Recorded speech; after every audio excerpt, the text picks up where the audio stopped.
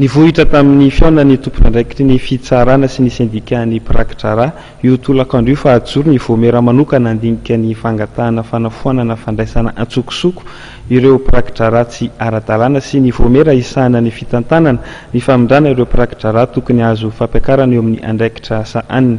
Mbola mijano fampanantenana ihany ireo hoy ny sindika izay nanambara fa mbola anohy ny fitokonana lava reny. Izay ny mahakasika ny fitokonana iny fa eo amin'ny fitokonana kosa ny eo amin'ny sampandrarahany fananantany dia nanomboka omaly dia nitokony ny teknisian'ny fananantany.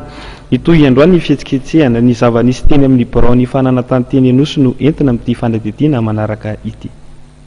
Mbola nihidy ny birao misana amin'ny fananantany teto Anosy niditra tamin'ny andro faharoa ny fitokonan'ny teknisian'ny fananantany mivondrona ao amin'ny syndicat des inspecteurs de domaine et de la propriété foncière, syndicat ny contrôleur des domaines ary ny syndicat ny assistant rédacteur des domaines ary manamafy fitakiny ny mpiasan'ny fananantany. Raha ny fanazavana dia mitohy ihany koa ny fampitoniana izay tanterahan'ny teknisian'ny fananantany miaraka amin'ny tompony andraikitra ny ministera-panjakana misahan'ny teknisian'ny fadidinan'ny repoblika fanajariana ny tany ary ny fampitaovana. Araka ny tatitra dia nisy ny marimaritra hita momba ny fanavozana ny fananantany.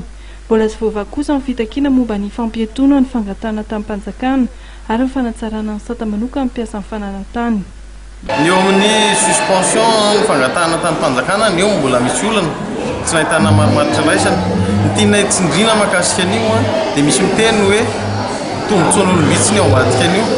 Ny suspension voakasika ny suspension dia ny tany panjakana aty amin'ny service des domaines sy ny tany n'olon-tsotra tsy vita titre any amin'ny guichet foncier sy any amin'ny commune.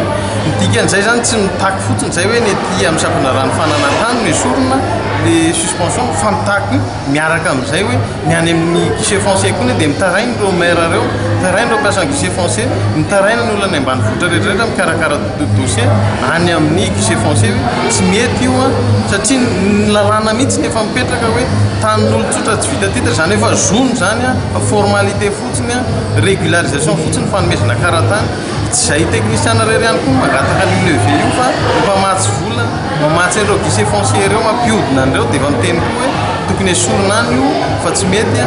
Ny vahoaka moa dia efa mikaikaiky na ny aty amin'ny sampandrarahany fananantany na ny any amin'ny guichet foncier hoe tokony efa tsy mety tsony io fanapakevitra io fa tokony efa jereny fanjakana.